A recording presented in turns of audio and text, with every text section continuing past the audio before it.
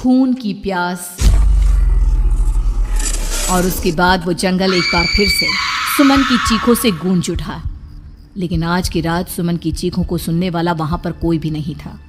अगर वहां पर कोई मौजूद था तो बस हरिया, जो कि अब एक भेड़िए में बदल चुका था। सुमन के बालों को पकड़कर घसीटते हुए वो जंगल के बीचों बीच एक जगह पर ले जा रहा था। अगली सुबह गांव में। अरे भाई, पता नहीं क्या बात है, अपने गांव का हरिया किसान और उसकी पत्नी सुमन दोनों गायब हैं। दोनों का कोई अता पता नहीं। अरे कैसी बातें कर रहे हो भाई, ये कब हुआ है? अरे पूरे गांव में खबर फैली पड़ी है। कल रात को दोनों खेत की तरफ जा रहे थे, लेकिन लौटकर आए ही नहीं। तो हो सकता है अपने खेत पर होंगे। पूरा गांव ढूंढ कर आया है भाई। जानते हो क्या मिला वहां पर? क्या हुआ भाई, क्या मिला? बताओ हमें क्या मिला। अरे हरिया की पत्नी सुमन के कपड़े पड़े हुए थे। शरीर का एक एक कपड़ा फटा हुआ झोपड़ी के बाहर पड़ा था, लेकिन दोनों पति पत्नी का कोई पता ठिकाना नहीं था। अरे भाई, लेकिन उसका जो दोस्त है ना रामू किसान, उससे पता करके आते हैं ना। अब तक तो दोनों साथ ही खेत पर जाया करते थे। हाँ, हमें उसके घर जाना चाहिए भाई। चलो चलो वहाँ चलते हैं, चलो। वो सारे लोग रामू के घर पर पहुंचते हैं। रामू अपने घर के बाहर बैठकर हुक्का पी रहा था। आज सारे के सारे लोग टोली बनाकर मेरे घर क्यों आ रहे हैं? क्या कोई मर गया क्या भाई? अरे कैसी बातें कर रहे हो? तुम्हारा सबसे अच्छा दोस्त हरिया और उसकी पत्नी गायब है और तुम यहाँ बैठकर हुक्का पिए जा रहे हो हैं? रामू ने अजीब सी नजरों से उन सब गांव वालों की तरफ देखा, जिसकी वजह से वो लोग एक बार के लिए डर गए। गायब है? अरे गायब नहीं है, मुक्ति मिल गई है। उन दोनों को मुक्ति मिली है। इस दुनिया में आकर हर इंसान पाप करता है और उसे उसके पापों के लिए मुक्ति मिलना बहुत जरूरी है। अरे ये कैसी बहकी बहकी बातें कर रहे हो भाई, हैं? और इसका चेहरा अजीब सा क्यों लग रहा है? लगता है दोस्त के मरने का गम बैठ गया है। पागल हो गया है शायद ये पागल। ये बात सुनते ही रामू चीख कर जोर से चिल्लाते हुए कहता है, पागल मैं नहीं हूँ, पागल तुम सब हो। और ये शैतानी जंगल अब तुम में से किसी को नहीं छोड़ने वाला, सबको खा जाएगा। याद रखना मेरी बात। शैतानी जंगल? कैसा शैतानी जंगल? लगता है रामू पागल हो चुका है। हमें यहाँ से चलना चाहिए भाई। चलो चलो चलो। तभी रामू की पत्नी बाहर आती है। नहीं, आप लोग इनकी बात का बुरा मत मानिए। 2 दिन पहले हरिया के साथ खेत पर गए थे। जब से वहाँ से आए हैं तब से ऐसी ही बातें कर रहे हैं। भगवान जाने ऐसा क्या देख लिया उन्होंने, खेत में कुछ भी बड़बड़ाते रहते हैं। लेकिन गांव के लोगों ने कमला की कोई बात नहीं सुनी और वो सब वहां से चले गए। रात अब धीरे धीरे ढलने लगी थी। तभी अचानक किसी ने धीमी सी आवाज में रामू को पुकारा। रामू, आ जाओ, मैं तुम्हारा इंतजार कर रहा हूँ। और सुनो, अपनी पत्नी को साथ लेकर आना, नहीं तो काम अधूरा रह जाएगा। ये आवाज सुनते ही रामू के चेहरे पर शैतानी मुस्कुराहट आ जाती है। वो धीमे कदमों से अपने घर के अंदर आता है। क्या हुआ? तबीयत ठीक है ना अब आपकी? मैं तुझे अपने साथ खेत पर ले जाने आया हूँ, चल। मैं तुम्हारे साथ कहीं नहीं जाने वाली। मुन्ना गहरी नींद में सो रहा है और उसे अकेला छोड़कर मैं तुम्हारे साथ खेत पर नहीं आ सकती।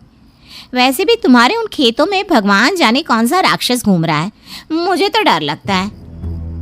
रामू गुस्से में दांत पीसता अपनी झोपड़ी से बाहर आ जाता है और कमला गहरी नींद में अपने बच्चे के साथ सो जाती है। तभी अचानक रात को रामू की झोपड़ी के ऊपर एक साया वही गाना गुनगुनाते हुए घूमने लगता है जो हरिया के मोबाइल में बजा करता था। मैं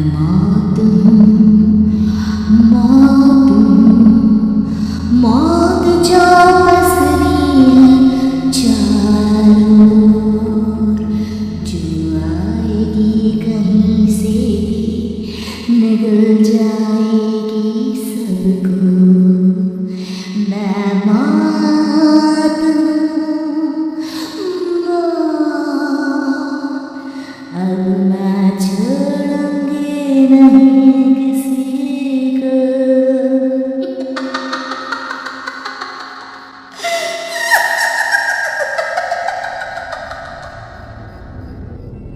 ये आवाज सुनकर रामू की पत्नी कमला की आंख खुलती है और वो देखती है कि उसका मुन्ना अपनी जगह से गायब था। कमला चीखते हुए बाहर दौड़ कर आती है। वहां पर उसने देखा कि रामू ने अपने बच्चे को झोपड़ी के बाहर एक पेड़ से उल्टा लटकाया हुआ था और उसका बच्चा चीख चीख कर रो रहा था।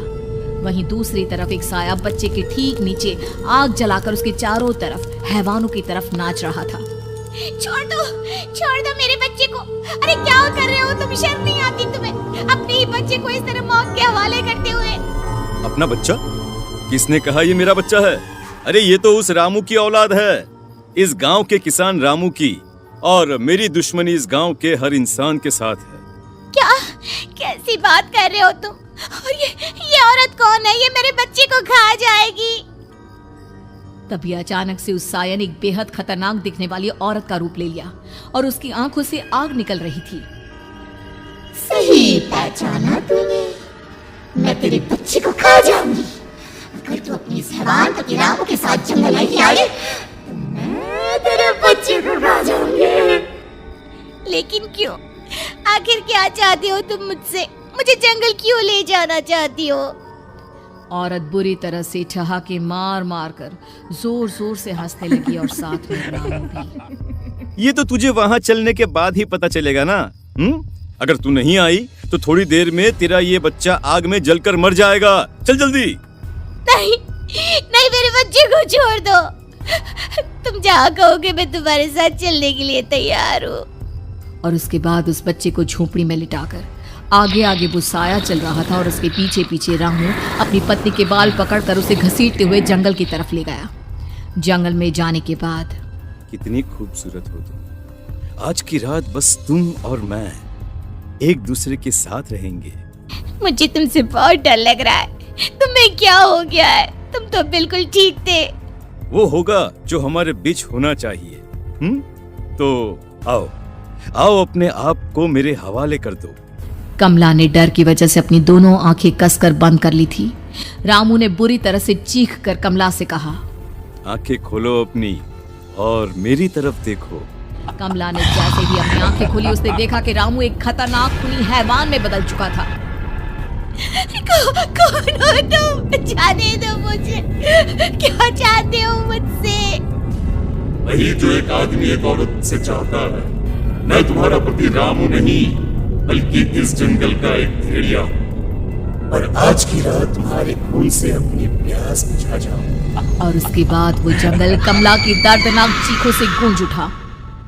अगली सुबह हॉरर कहानियां थी।